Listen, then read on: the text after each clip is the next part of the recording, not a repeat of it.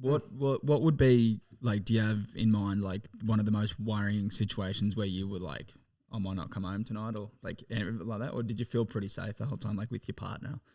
No, I was lucky in a lot of respects like that. You know, that I've never been impacted by like getting held down against my will and things like that. I've always been either talked my way out of it, or they have succumbed.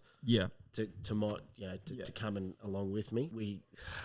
There was I remember a funny one. I was at home with Mum. You were just an infant. I was at home watching TV. I wasn't working that day, and there was an urgent call came in that I had to go and help one of the officers who was on shift. A very good mate of mine, Benny Holcroft. Shout out. He's still in the job. Great mate of mine, and Benny had a knife pulled out at him by one of the locals in the community. And then, no time to rush. I actually ran out with my work boots on.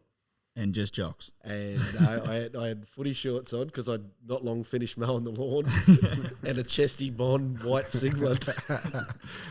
And community's not that large. And I remember running across the road.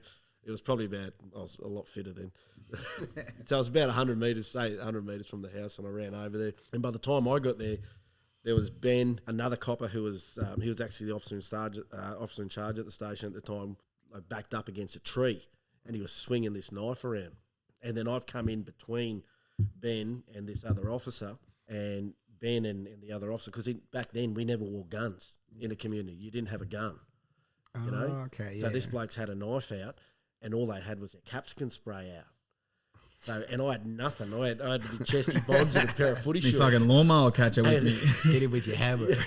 And what the funny thing is, but he said, Benny, spray him. This bloke swinging the knife at both of us. And he sprayed him, but the wind was it was gusting. The winds come woof straight back to me and hit me in the face. Like it was this mist of capsicum spray.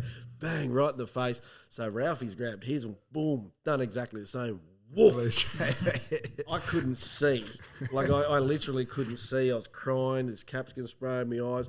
Then old mate just bolted. He bolted, ran down this like the edge of a driveway. It was about a metre drop or something, and then ran into this creek bed. There was water in it. It was like the creek, and I knew the bloke. I actually knew him because I was the longest serving officer at the Woorabinna at the time. I actually knew him. Did you ask him for help because you just got sprayed by 2 police? No, it gets better. I've chased him. Those two jumped in the car, the police car, and I chased old mate with me boots, with me, no shoelaces done up. I've tried to navigate that metre drop, rolled my ankle, and then he's about 50 metres into this creek, dam, whatever it is, body of water. Yeah. And I've gone into the water and I made sure he didn't have a knife, and kind of just talking to him, telling him to come out. I said, mate, you got to come with us. Yeah, Derek, I'll come with you. He's come out. He's put his arm around me and helped me back to the police car. I'd rolled my ankle that bad I could hardly walk on one leg. You're under arrest now. Give us a hand. Come here.